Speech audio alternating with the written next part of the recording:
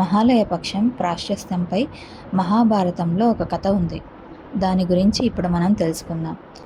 దానశీలి అయిన కర్ణుడు మరణాంతరం స్వర్గానికి వెళ్తూ ఉండగా మార్గమధ్యంలో ఆకలి దప్పిక కలుగుతుంది.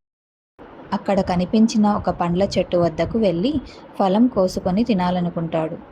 అది కోసి తిందామని ప్రయత్నించగా అది బంగారంగా మారిపోతుంది. అలా అక్కడ ఏ పండు ముట్టుకున్నా అలాగే జరిగింది.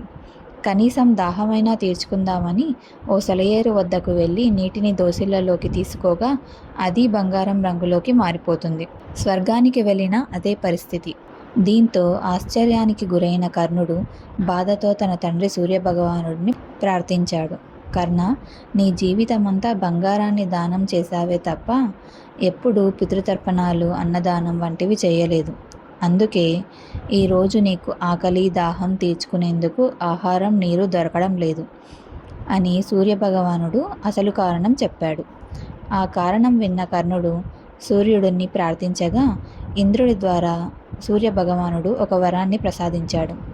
భూలోకానికి వెళ్ళి అన్నదానం, పితృదేవతలందరికీ తర్పణాలు వదిలి స్వర్గానికి వచ్చేలా వరమిచ్చాడు. ఇంద్రుడు ఇచ్చిన వరంతో కర్ణుడు భూమిపైకి వచ్చిన రోజు భాద్రపద బహుళపక్ష పాడ్యమి. అలా వచ్చి 15 రోజుల వరకు, అంటే అమావాస్య వరకు రోజు పితృదేవతలకు తర్పణాలు వదిలి గతించిన తల్లిదండ్రులకు పిండ ప్రదానాలు, శ్రాద్ధ కర్మలు చేసి మహాలయ పక్షంలో చివరి రోజైన మహాలయ అమావాస్య రోజు తిరిగి కర్ణుడు స్వర్గానికి చేరుకున్నాడు. కర్ణుడు అన్నదానం, పితృతర్పణం చేశాక ఆయన కడుపు నిండి ఆకలి తీరింది.